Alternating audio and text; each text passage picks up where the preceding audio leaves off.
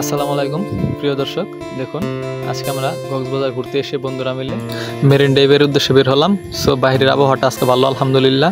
So এখন আমরা চাঁদের গাড়ি ভাড়া করার জন্য এখানে দাঁড়িয়ে আছি। চাঁদের গাড়ির ভাড়া অনেক, তাই আমরা লোক ছিলাম 4 জন। সো এখন শেয়ার খুঁজে শেয়ার করে আমরা ভাড়া করেছি 5,000 টাকা দিয়ে। তারপর আমরা দেখুন চলে যাচ্ছি চাঁদের গাড়ি করে ঘুরতে মেরিন ড্রাইভের উদ্দেশ্যে। তারপর আমরা আসলাম হিমছড়ি পাহাড়ের উপর ওঠার জন্য, উঠে দেখে তারপর এখন নেমে চলে যাচ্ছি। মোটামুটি 120 কিলোমিটার মেরিন ড্রাইভ রুটে পুরাটুকু আমরা আজকে ঘুরবো ইনশাল্লাহ, পাশে থাকবেন। এখন আমরা এসে নামলাম জাওবাগানের দ্বীপে। এই সামনেই হচ্ছে জাওবাগান। এখানে এসে একটু ভিডিও করলাম। সো দেখেন একটা ভিডিও দেওয়া হলো। তারপর আমরা এখান থেকে চলে গেলাম শৈবাল পাথরের দ্বীপে।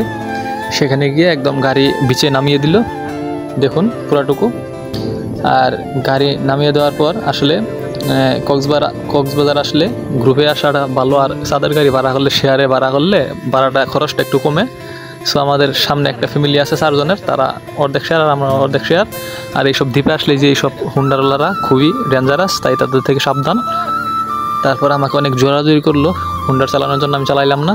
সো এখন দেখেন পাথরের উপরে এসে শৈবাল পাথর এগুলোর উপরে এসে একটু হাঁটাহাঁটি করলাম, ভিডিও করলাম। তারপর 2-1টা ছবিও তুললাম।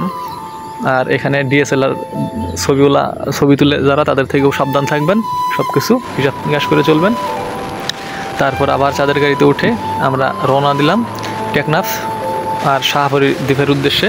আমাদের লাস্ট হলো শাহপরী দ্বীপে যাবো আমরা। সো দেখেন সম্পূর্ণ ভিডিও।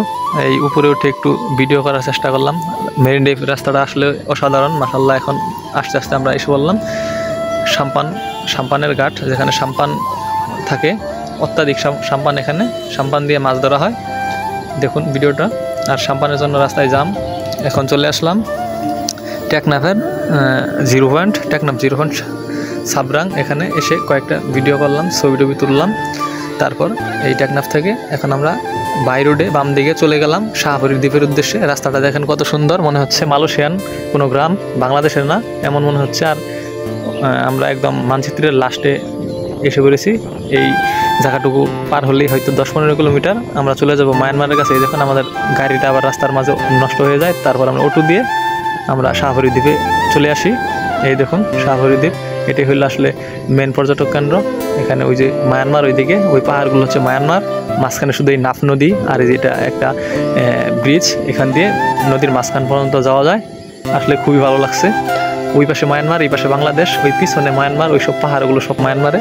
আর মাঝখানে শুধু একটা প্রাচীর হয়ে আছে নাফ নদী। নাফ নদীর দাঁড়িয়ে কিছু 2-1টা ছবি তুললাম, খুবই ভালো লাগছে।